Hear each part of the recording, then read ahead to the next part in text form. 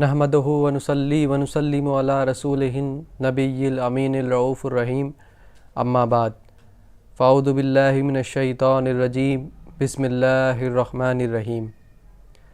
आज जिस दौर से ना कि सिर्फ़ हम लोग बल्कि इस पूरी दुनिया को गुज़रना पड़ रहा है और बिलख़ुसूस हिंदुस्तान के अंदर तो इस कोरोना वबा का बहुत ज़्यादा ग़लबा इन दिनों देखा जा रहा है। हालांकि इससे लड़ने के लिए मैं ये समझता हूँ कि सरकार और डॉक्टर्स तो जहाँ तक अपना काम कर रहे हैं ठीक है, लेकिन असल जो किरदार इसको रोकने के लिए, ख़ुद की हिफाजत के लिए जो उठाया जा सकता है वो हमारे ख़ुद से है। अगर हम एहतियात तदबीर के साथ बरतें तो ना कि सिर्फ़ हम भी सही रह सकते हैं, खैर व आफ़ियत के साथ रह सकते हैं, बल्कि हमारे आसपास के लोग भी इससे महफूज रह सकते हैं। अगर हम आपस में लॉकडाउन के साथ रहें, बेवजह बाहर ना निकलें, बेवजह एक दूसरे से ना मिलें और बेवजह कांटेक्ट ना करें आपस में, तो इससे हम भी महफूज रह सकते हैं और इस वबा को, इस पेंडेमिक को फैलने से रोक भी सकते हैं। बार बार गवर्नमेंट्स के थ्रू, NGOs के थ्रू और जो सोशल फिगर्स हैं उनके थ्रू बार बार आपको मोटिवेट किया जाता है, सोशली पैगामात दिए जाते हैं कि कैसे इस पेंडेमिक को रोका जा सकता है और कैसे इससे बचा जा सकता है। लेकिन अफसोस ये है कि अभी भी कुछ ऐसे लोग हैं जो इससे परहेज़ रखने में कोताही बरत रहे हैं। हालांकि ऐसा करना ख़ुद के लिए भी नुकसानदायक होगा और अपने घर वालों के लिए भी नुकसानदेह होगा। तो ये आज वीडियो इसी पैगाम के साथ मैं बना रहा हूँ कि ताकि आप लोग इस चीज़ को समझें, इसकी गहराई को समझें, इसकी बारीकी को और हालात की नज़ाकत को समझने की कोशिश करें। बहुत छोटी छोटी चीज़ें हैं जिनका ख़याल रखकर हम इससे एहतियात रख सकते हैं, जैसे सैनिटाइज़र का यूज़ करना, मास्क का यूज़ करना, आपस में मेल जोल कम कर देना, ख़त्म कर देना, इन दिनों हाथ मिलाने से, गले लगने से परहेज़ रखना। ऐसी छोटी छोटी चीज़ें जो अगर इन दिनों हम अपनी ज़िंदगी के अंदर अपना लें तो इससे आराम से बचा जा सकता है।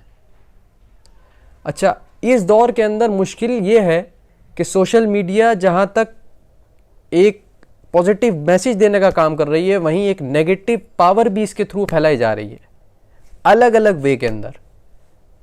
जैसे लोग इंतकाल की खबरें, तबीयत ख़राब की खबरें डाल रहे हैं, तो जो लोग मेंटली सोशली इस चीज़ के लिए तैयार नहीं हैं वो ये देख देख कर हैरानकुन है, परेशान है और उनके इससे दिल और दिमाग पर असर हो रहा है।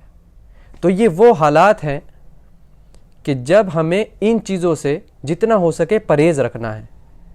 बेवजह सोशल मीडिया के ऊपर तबीयत ख़राब के लिए ना डालें, इंतकाल की खबरें ना डालें, तो इससे एक आपस में पॉजिटिविटी रेट भी बढ़ेगा, आपस में एक मेंटली सोशली फिगर भी बनेगी कि हमें इस लड़ाई से कैसे लड़ना है। एक पॉजिटिव पावर को आप इस टाइम सोशलाइज करने का वक्त है, ना कि ऐसी चीज़ें डालें कि जिससे लोग परेशान कुन हों। अच्छा, जहाँ कॉन्टेक्ट लेस होने की बात आती है, आपस में मेल जोल ख़त्म करने की बात आती है और मसाजिद में, सोशल प्लेसेस पर न जाने की बात आती है, जहाँ बजा ये उलमाए कराम के तरफ से और सोशल लीडर्स की तरफ से बार बार ये पैगामात दिए जा रहे हैं कि मस्जिद में नमाज ना अदा करें, इस वक्त अपने घर को अपनी मस्जिद बना लें, जो भी रिलीजियस प्लेसेस हैं वहाँ जाने में परहेज़ रखें, पब्लिक गैदरिंग से परहेज़ रखें, शादी ब्याह में जाने से परहेज़ रखें। जहाँ जहाँ ऐसी न्यूज़ आ रही है वहाँ पर सोशल मीडिया पर ऐसे मैसेजेस भी थ्रो आउट किए जा रहे हैं जिसके अंदर इस चीज़ को बढ़ावा दिया जा रहा है कि मस्जिद में जाने से या किसी रिलीजियस प्लेस पे जाने से, पब्लिक प्लेस पे जाने से कोई हर्ज नहीं है, मरना तो सबको है, और ऐसे ऐसे पता नहीं क्या क्या चीज़ें जो कि मैं समझता हूँ कि इस दौर के अंदर सबसे ज़्यादा नुकसानदेह है। क्योंकि खुद अल्लाह रब्बुल इज़्ज़त और उसके नबी करीम सल्लल्लाहु अलैहि वसल्लम का जहाँ बजा हुक्म है कि पहले तदबीर को फॉलो करें, ना कि तकदीर पर कायम रहें। पहले आप वर्क करें, पहले आप चीज़ों को प्रैक्टिकली अपने अंदर दाखिल करें, फिर दुआ पर यकीन रखें, फिर तकदीर पर यकीन रखें। सिर्फ ये कह देना कि मरना तो एक दिन सबको है, ये अल्लाह जो चाहेगा वही होगा, बेशक अल्लाह जो चाहेगा वही होना है, ये तो हमारा ईमान है। आप सामने खाना रखकर बैठ जाएं, बहुत अमूमन मिसाल है, बहुत अमूमन मिसाल, आप सामने खाना रखकर बैठ जाएं और कहने लगे कि अल्लाह का हुक्म होगा पेट में जाने का तो खुद ब खुद अटके चला जाएगा, नहीं तो रखा रहेगा, तो जाहिर है कि रखा ही रहेगा।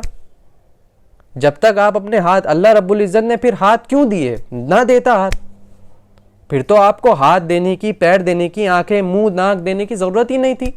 अल्लाह जिसको चाहता रिस्क उसके अंदर डाल देता, ये इसीलिए दिया।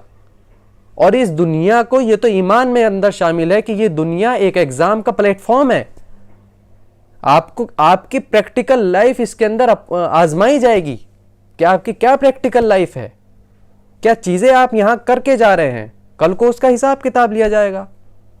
लेकिन आप प्रॉपरली बिल्कुल बेधड़क चीजें करने लगे, बाहर निकलने लगे, जो दिल में आए वो करें, मास्क ना पहने, तदबीर को उठाकर ताक में रख दें, और केयर नाम की चीज को आप करें ही ना कुछ। ये कैसा माहौल आप पैदा करने जा रहे हैं, वो भी इस दौर के अंदर जब एक एक जान कीमती है।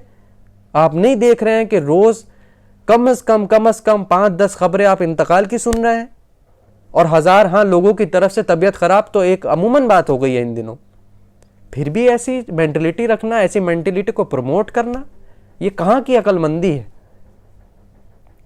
आपको चाहिए कि कामिल इस वक्त अल्लाह रब्बुल इज़्ज़त के ऊपर यकीन रखते हुए तदबीर का इस्तेमाल करें।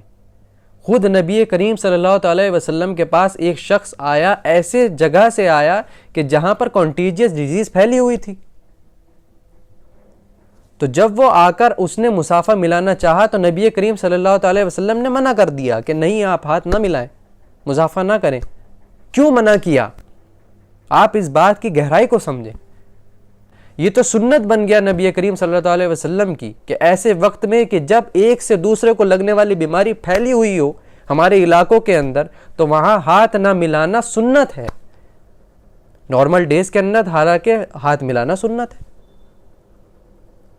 तो ये इस तरह के जहाँ बजा कुरान करीम के अंदर अहादीस शरीफ में पैगामात मिलते हैं। दवाई क्यों खाई जाती है, क्यों कलौंजी को सुन्नत बताया गया है कि जब भी नबी करीम सल्लल्लाहु अलैहि वसल्लम की तबीयत ख़राब होती तो आप कलौंजी का इस्तेमाल किया करते थे। क्यों आब जमजम को आब शिफा कहा गया है, क्या ज़रूरत है इन चीज़ों की? क्यों अल्लाह रब्बुल इज़्ज़त ने दवाई इस दुनिया के अंदर उतारी? जिसको अल्लाह रब्बुल इज़्ज़त चाहता उसको डायरेक्ट शिफा याब करता। लेकिन साथ साथ इस दुनिया के अंदर उतारा ही इसीलिए गया है कि कैसे आप खुद का ख्याल रखते हुए, आसपास लोगों का ख्याल रखते हुए, अपने अजीज़ व अकारिब का ख्याल रखते हुए इस दुनिया के अंदर अपनी ज़िंदगी को अल्लाह रब्बुल इज़्ज़त के ईमान के साथ बसर करें। अपने नबी करीम सल्लल्लाहु अलैहि वसल्लम की सुन्नतों पर अमल करते हुए इस दुनिया से अंदर गुजरें। अल्लाह रब्बुल इज़्ज़त के अहकामात, फ़राइज़, सुन्नत, ये सब चीज़ों पर कामिल यकीन रखते हुए, इन चीज़ों को प्रैक्टिकल लाइफ के अंदर उतारते हुए आप फिर आगे बढ़ें। ये असल ईमान है। 30 के हिसाब से 14 तारीख को ईद उल फित्र मनाई जाएगी।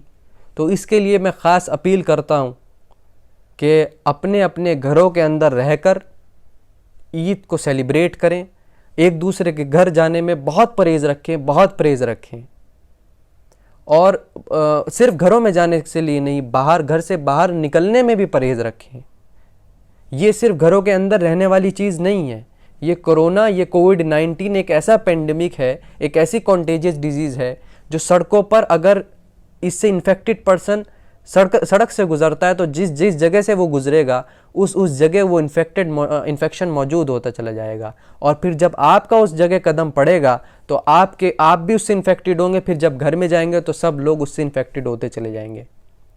ये इस ख़तरनाक तरीके से फैलने वाली बीमारी है। तो इसमें परहेज़ रखें, घरों के अंदर रहकर इबादत करें।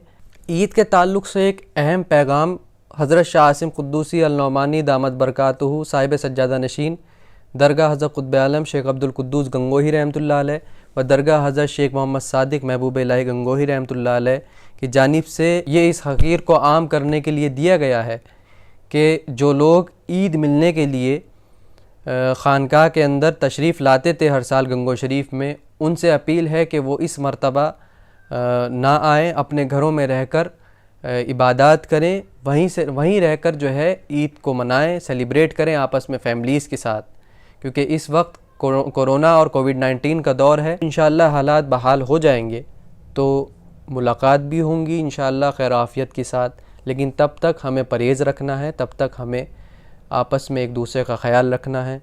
ये तो थी कोरोना की बात।